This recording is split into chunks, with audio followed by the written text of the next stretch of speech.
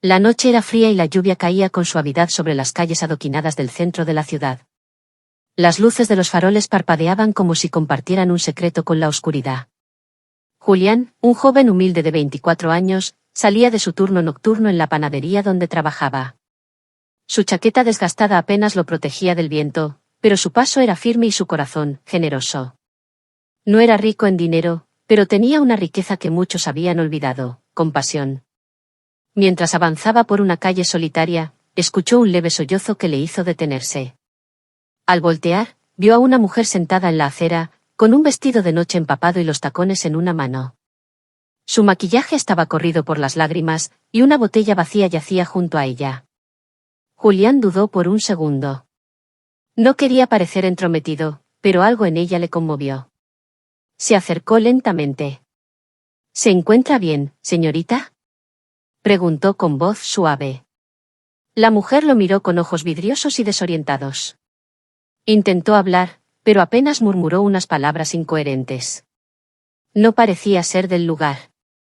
Su piel olía a perfume costoso, sus joyas brillaban bajo la tenue luz, y su bolso de diseñador, ahora manchado de lodo, dejaba en evidencia que no pertenecía a ese entorno. Julián, sin pensarlo más, se quitó su chaqueta y la cubrió con ella. Vamos, no puede quedarse aquí. Hay muchos peligros en esta zona a estas horas. La ayudó a levantarse. Ella tambaleaba, pero se dejó guiar. Julián no tenía mucho, pero la llevó a su pequeño apartamento en el segundo piso de un edificio antiguo. Le preparó un té caliente y le ofreció una manta seca. Ella se durmió en su sillón, profundamente, como si por fin encontrara un refugio. Al amanecer, la desconocida despertó confundida. Se miró a su alrededor, notando la modestia del lugar. En la mesa había una nota. Asterisco, le preparé café. Está en la cocina. No se preocupe, está segura aquí. Salí a trabajar, regreso al mediodía. Julián, asterisco. La mujer se quedó mirando el papel con una mezcla de sorpresa y ternura. Nadie la había tratado así en mucho tiempo. Ella era Luciana Ferrer, heredera de uno de los emporios más poderosos del país. Había tenido una discusión feroz con su familia, una noche de rebeldía, de dolor acumulado, y de alcohol. Pero jamás imaginó que alguien común, sin saber quién era, la cuidaría con tanto respeto. Cuando Julián regresó, Luciana ya se había bañado, usando una de sus camisas grandes como vestido, y estaba preparando el desayuno. Buenos días, dijo ella con una sonrisa tímida. Espero no haber causado muchos problemas. Ninguno, solo me alegra verla mejor.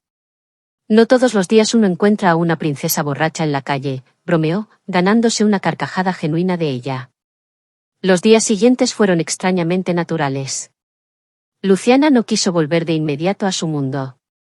Decía que necesitaba desconectarse, respirar aire real, lejos de escoltas, cámaras y presiones. Julián le ofreció quedarse hasta que quisiera. Cocinaban juntos, caminaban por el parque, compartían historias. Ella hablaba de literatura y arte. Él le contaba sobre su sueño de estudiar arquitectura, truncado por la falta de recursos. A Luciana le impresionaba su nobleza, su humildad, su forma de mirar la vida con esperanza, a pesar de las cicatrices. Una tarde, mientras caminaban por un mercadito artesanal, Luciana tomó su mano sin previo aviso. Julián la miró sorprendido, pero no la soltó. Se sentía extraño, como si el destino jugara con ellos, dos almas de mundos opuestos encontrándose en el punto exacto del vacío y la necesidad mutua. Pero los días tranquilos no duran para siempre. Una mañana, una limusina negra se detuvo frente al edificio. De ella bajó un hombre trajeado, acompañado de dos guardaespaldas.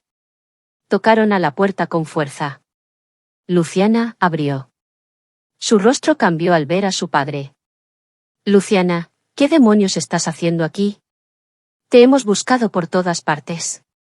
Estoy viviendo. Por primera vez, estoy respirando. Ese chico, dijo el padre, apuntando hacia Julián. ¿Quién es? ¿Un aprovechado? ¿Un mendigo que se colgó de tu debilidad? No te atrevas a hablar así de él, respondió ella, con la voz firme. Él me salvó. Cuando tú solo querías controlar, él solo quiso ayudar. El padre intentó llevársela por la fuerza, pero Luciana se negó.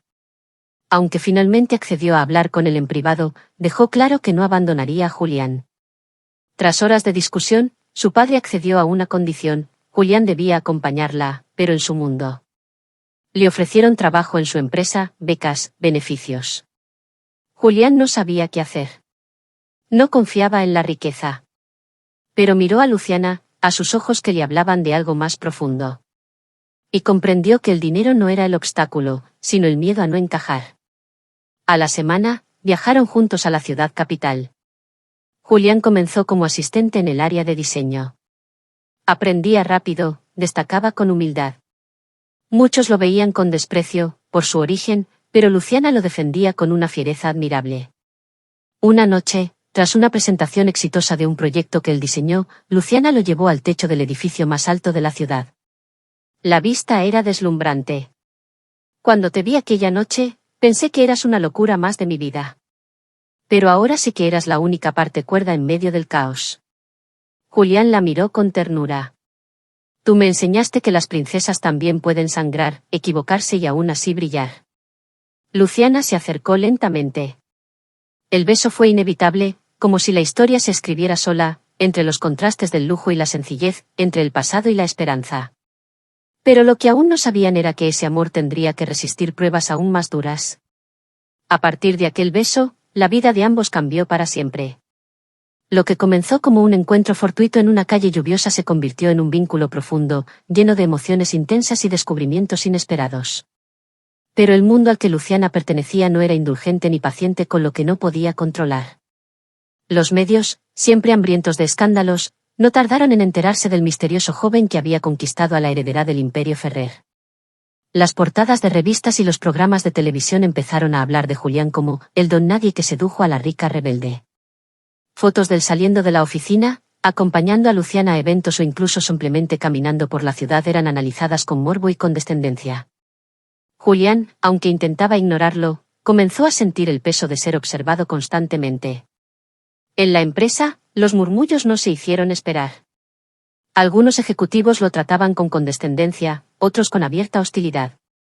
Aunque demostraba su talento en cada proyecto, muchos lo reducían a el protegido de la jefa. Julián nunca pidió privilegios, y mucho menos esperaba que el amor de Luciana le trajera tantas complicaciones. Pero jamás se quejó. Al contrario, trabajaba más duro, llegaba más temprano, y buscaba aprender de cada oportunidad. Luciana, por su parte, no se detenía. Había tomado el control de varias divisiones de la empresa familiar y estaba decidida a modernizarla. Quería dejar atrás la imagen superficial que la prensa siempre le atribuía y demostrar que no solo era una figura decorativa. En Julián encontró un aliado sincero, un punto de equilibrio. Él la escuchaba cuando nadie más lo hacía, la alentaba cuando las decisiones eran difíciles, y la hacía reír cuando el estrés amenazaba con consumirla. Pero en medio de todo, también surgieron tensiones. Julián, por momentos, se sentía como un intruso. No porque Luciana lo hiciera sentir así, sino porque el entorno no paraba de recordarle que no pertenecía a ese mundo. En las cenas de gala, rodeado de empresarios arrogantes y modelos perfectas, se sentía como si estuviera interpretando un papel que no entendía del todo. Su manera sencilla de vestir, su timidez para hablar en público, su risa espontánea, todo parecía fuera de lugar. Una noche, después de un evento en el que un importante socio de la familia Ferrer lo humilló delante de varios invitados, Julián se encerró en la biblioteca de la mansión. Luciana lo encontró allí, sentado frente a una chimenea apagada, con la mirada perdida. ¿Por qué no me dijiste que te sentías así?, preguntó ella, sentándose a su lado. Porque no quería preocuparme por cosas que no importan, respondió él, con voz baja. Pero la verdad es que, a veces siento que este no es mi lugar. Que solo soy un experimento social para los que te rodean. El chico pobre que llegó por accidente. Luciana lo miró con una mezcla de amor y tristeza. ¿Sabes qué veía yo antes de conocerte? Un mundo lleno de gente vacía, sonriendo por compromiso, hablando por conveniencia. Y entonces apareciste tú, sin máscaras, sin querer nada de mí más que saber si estaba bien. No eras parte de este mundo, es cierto. Pero justo por eso eres lo mejor que me ha pasado. Julián la abrazó con fuerza. Sabía que el amor que compartían era real. Pero el amor, aunque poderoso, no era siempre suficiente para silenciar las voces del juicio y el desprecio. Días después, la situación se volvió más complicada cuando se filtraron correos privados entre Luciana y Julián. En ellos hablaban sobre decisiones empresariales, ideas de innovación y hasta críticas a algunos socios tradicionales. El escándalo fue inmediato. Acusaron a Julián de manipular a Luciana, de influenciarla en decisiones clave sin tener experiencia. La junta directiva exigió una reunión de emergencia. El padre de Luciana, aunque había empezado a respetar a Julián en silencio, se mostró inflexible ante la presión del consejo. «Van a hacerte elegir», dijo Julián con serenidad, mientras paseaban por un jardín escondido del edificio. «Y si eso ocurre, elige lo que te haga feliz. Incluso si eso significa dejarme atrás». Luciana se detuvo, tomó su rostro entre las manos y le dijo con firmeza: «No voy a elegir entre tú y el resto. No porque no seas importante, sino porque no voy a permitir que nadie me imponga una elección. Estás en mi vida porque lo decidí, no porque me diste algo. Y no dejaré que eso cambie». Aún así, la presión no cedía. Los inversionistas querían ver distancia. La reputación de la familia Ferrer pendía de un hilo, decían. Una mañana, en una rueda de prensa, Luciana apareció sola, elegante, serena. Todos esperaban que anunciara su ruptura con Julián. Pero lo que dijo dejó a todos en silencio. «Hoy no estoy aquí para defender a nadie. Estoy aquí para decir que no pienso disculparme por haberme enamorado de una persona honesta. Julián ha trabajado más duro que muchos de los que están en esta sala, sin pedir favores ni esconderse detrás de un apellido. Si eso incomoda, entonces el problema no es él, sino lo que hemos llegado a normalizar en este mundo». El discurso se hizo viral. Por primera vez, la opinión pública se volcó a favor de la pareja. Jóvenes de todo el país comenzaron a escribirles mensajes de apoyo. Muchos veían en Julián un símbolo de esperanza, de que no era necesario nacer en cuna de oro para lograr algo grande. Luciana, inspirada, propuso la creación de un programa de becas dentro de su empresa para jóvenes de bajos recursos con talento en diseño, arquitectura, ingeniería. Julián fue nombrado director del proyecto. No lo aceptó de inmediato. Le temía al juicio. Pero Luciana lo miró como aquella noche en que lo besó por primera vez, con esa mezcla de fuego y ternura que lo desarmaba. «Hazlo por los que fuiste alguna vez. Hazlo por el Julián que soñaba con construir puentes cuando no tenía ni un lápiz». Y lo hizo. Con pasión, con entrega, con la misma humildad de siempre. No tardaron en llegar cientos de solicitudes. Historias como la suya, ocultas entre barrios olvidados y voces nunca escuchadas. Julián se convirtió, sin querer, en un referente para miles. Pero mientras su figura crecía, también lo hacía la sombra de quienes querían verlo caer, entre pasillos dorados y oficinas de cristal, donde los trajes caros y las sonrisas diplomáticas dominaban, comenzaron a gestarse complots silenciosos. Algunos miembros de la Junta, incómodos con la popularidad repentina de Julián y su influencia sobre Luciana, comenzaron a mover hilos. No les importaba el proyecto de becas, ni el impacto positivo que comenzaba a generar en las comunidades más vulnerables. Lo que les dolía era el cambio, la pérdida de control y, sobre todo, la idea de que un extraño pudiera redibujar las estructuras que habían mantenido firmes durante décadas. Un día, mientras Julián revisaba planos con un grupo de jóvenes becados, recibió una notificación. Era una citación interna de la Junta, debía presentarse para responder ante una auditoría financiera de su proyecto. Alegaban irregularidades en los fondos destinados a las primeras fases del programa. Julián quedó paralizado. Sabía que no había hecho nada malo, pero también sabía cómo funcionaban esos juegos de poder, podían torcer cualquier verdad si eso les beneficiaba. Luciana estaba fuera del país, en una cumbre empresarial. Él decidió no decirle nada de inmediato. No quería que cancelara su participación por él. Se sentía responsable de lo que había construido, y quería enfrentarlo con dignidad. Durante la reunión con la Junta, fue sometido a un interrogatorio severo. Se le acusó, sin pruebas reales, de malversación, de contratar a proveedores sin licitación, de favoritismo. Julián, con documentos en mano, explicó cada gasto, cada decisión.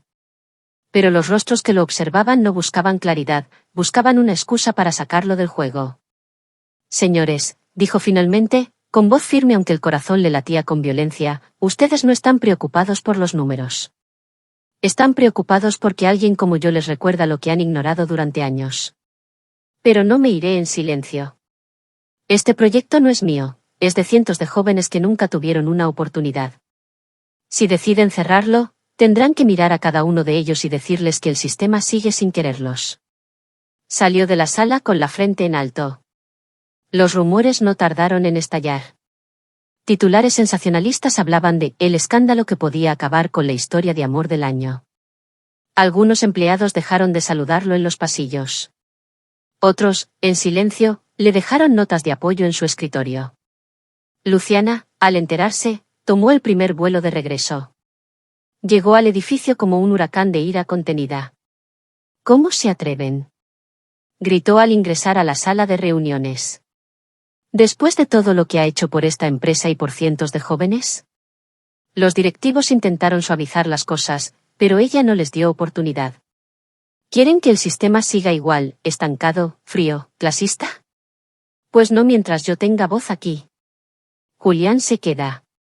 El programa sigue.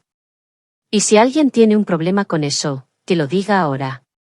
Pero les advierto, estoy dispuesta a llevar esto a los medios, al Consejo de Accionistas, donde sea. Hubo un silencio tenso. Ninguno se atrevió a enfrentarse a ella. El miedo al escándalo y a perder su influencia pesó más que su desprecio por Julián. Esa noche, de regreso en su pequeño departamento, porque Julián, a pesar de todo, nunca se mudó a la mansión Ferrer, Luciana se quitó los tacones, se sentó en el suelo junto a él y apoyó su cabeza en su hombro. «Te mereces más que esto», murmuró. «Más que esta lucha constante por probar que vales, cuando ya lo demostraste 1000 veces». «No estoy aquí por ellos», respondió él, acariciando su cabello. «Estoy aquí por ti, por lo que estamos construyendo. No me importa cuánto tarde. No me importa cuánto cueste. Si un solo joven puede cambiar su vida como yo lo hice, habrá valido la pena». En los meses siguientes, el proyecto creció. Se abrieron sedes en otras ciudades. Varios becarios fueron contratados por la misma empresa. Julián implementó mentorías, creó redes de apoyo, visitó comunidades marginadas para conocer sus necesidades. Luciana lo acompañaba cada vez que podía, compartiendo su visión, cediendo espacios, construyendo algo real. Pero la amenaza nunca desapareció del todo. Uno de los socios, más ambicioso que el resto, comenzó a cortejar inversores externos para ganar poder dentro del consejo. Quería provocar una reestructuración que lo colocara como presidente ejecutivo. Su plan incluía deshacerse de Luciana, debilitando su posición al exponer cualquier error, cualquier vínculo emocional que pudiera poner en duda su objetividad empresarial. Una mañana, Julián recibió un sobre sin remitente. Dentro había documentos confidenciales que probaban que estaban manipulando cifras para perjudicar a Luciana. Dudó si decirle de inmediato. Ella ya había soportado tanto. Pero al final, decidió enfrentar la verdad juntos. Cuando Luciana vio los documentos, no mostró miedo. Mostró estrategia. Sabía que tarde o temprano intentarían derribarme. Pero no esperaban que estuviera contigo. Que tuviera a alguien que ve más allá de los números y entiende el alma de las cosas. Julián la tomó de la mano. Por primera vez, sintió que no solo la protegía, sino que eran una verdadera alianza. No por conveniencia, no por pasión momentánea, sino por algo más grande, un propósito compartido. Decidieron no actuar de inmediato. Observaron, escucharon, documentaron. Y cuando llegó el momento justo, expusieron la verdad, no en una sala de juntas, sino en una rueda de prensa donde presentaron un nuevo informe de impacto social con los resultados del programa y, en la última diapositiva, los nombres de quienes intentaron sabotearlo, con pruebas incluidas. El escándalo fue inmediato. Las pantallas se llenaron de titulares incendiarios, y los teléfonos de los ejecutivos corruptos no dejaron de sonar. En menos de 24 horas, la junta directiva convocó una reunión de emergencia. Varios miembros fueron suspendidos, otros renunciaron anticipadamente, tratando de evitar la humillación pública. Pero ya era demasiado tarde, la verdad estaba en todas partes. La imagen de Luciana y Julián, firmes, unidos y sin temor, se volvió viral.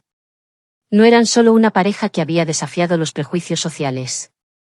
Eran una revolución en movimiento, una fuerza que demostraba que los principios, la empatía y el talento podían convivir con el poder sin ser corrompidos. En medio del caos mediático, la empresa comenzó a transformarse. Nuevas políticas de inclusión fueron implementadas, se abrieron canales de denuncias internos, y lo más simbólico, Julián fue nombrado oficialmente director ejecutivo del Programa Nacional de Innovación Social, convirtiéndose en el primer miembro del equipo en ocupar un puesto ejecutivo sin provenir del linaje empresarial ni tener un apellido reconocido. Aquello fue un mensaje claro, la meritocracia no era solo una palabra bonita, era una práctica real. Los jóvenes que alguna vez soñaron con ser escuchados, ahora lo eran. Julián visitaba escuelas rurales, hablaba en universidades, organizaba ferias de talento en comunidades olvidadas. Llevaba su historia como bandera, no para glorificarse, sino para inspirar. Cada vez que compartía cómo aquella noche lluviosa cambió su vida, las personas lo miraban con asombro. Porque en él veían lo imposible hecho realidad. Alguien sin privilegios, sin conexiones, que logró cambiar su destino y el de muchos otros, simplemente por haber tomado una decisión compasiva. Luciana, por su parte, se consolidó como una de las líderes empresariales más respetadas del país. Su visión moderna, valiente y humana la llevó a ser invitada a foros internacionales, donde contaba cómo fusionar negocios con propósito. Pero lo más admirable era que, a pesar del éxito, nunca dejó de ser aquella mujer que había encontrado refugio en un apartamento humilde, que había dormido en un sillón cubierto con una chaqueta ajena, y que había sido rescatada no con lujos, sino con bondad. Julián y Luciana seguían siendo ellos. Caminaban tomados de la mano por calles sencillas, se reían con café en vasos de cartón, compartían silencios que decían más que 1000 palabras. Su relación no era perfecta, discutían, a veces chocaban por diferencias de origen o visión, pero siempre volvían al mismo punto, la certeza de que el amor que se tienen es más fuerte que cualquier obstáculo. Una noche, meses después de todo, Julián la llevó al mismo lugar donde ella lo había besado por primera vez, el techo del edificio más alto de la ciudad. Era invierno, el aire cortaba, pero el cielo estaba despejado. Desde ahí, las luces de la ciudad parecían estrellas a sus pies.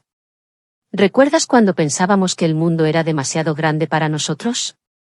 Preguntó él, con una sonrisa melancólica. Y ahora lo estamos redibujando juntos, respondió ella, mirándolo con ese brillo en los ojos que siempre tenía cuando hablaba del futuro. Julián se arrodilló sin previo aviso.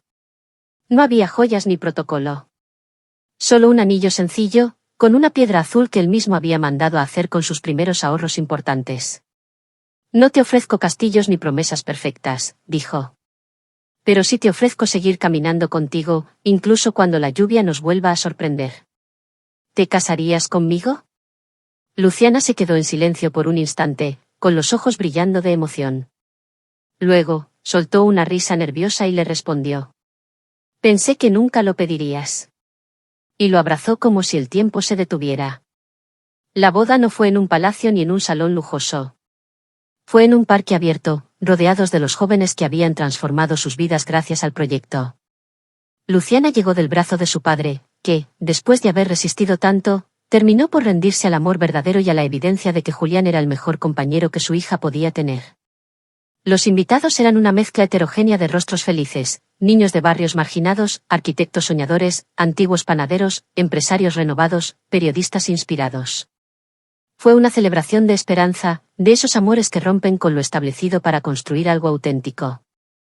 No hubo poses, solo miradas sinceras, abrazos verdaderos, lágrimas que caían sin vergüenza. Cuando dijeron sus votos, el silencio fue absoluto, como si incluso el viento quisiera escuchar. Te amé sin buscarte, dijo Julián, sin saber quién eras. Y ahora te elijo sabiendo cada parte de ti. Y yo te vi cuando el mundo no quería verte, respondió Luciana. Y desde entonces, no puedo dejar de mirarte. Los aplausos fueron interminables. Pero más allá del acto simbólico, el verdadero triunfo fue haber derrumbado murallas invisibles, las del prejuicio, la clase social, la desconfianza, el miedo. Su historia no fue una fantasía. Fue una demostración de que cuando dos personas se eligen con honestidad, pueden desafiar todo. Años después, Julián publicó un libro titulado La lluvia que me salvó, donde narraba su historia, no desde el orgullo, sino desde la gratitud. Agradecía a la noche en que decidió no mirar hacia otro lado. Agradecía a la mujer que, en su momento más vulnerable, se convirtió en su mayor fortaleza. Y sobre todo, agradecía a la vida por recordarle que, a veces, basta un solo acto de bondad para cambiarlo todo. Cada vez que alguien le preguntaba si se arrepentía de haberse involucrado con una desconocida en la calle, él sonreía y respondía: me involucré con una mujer que parecía perdida, y terminé encontrándome a mí mismo.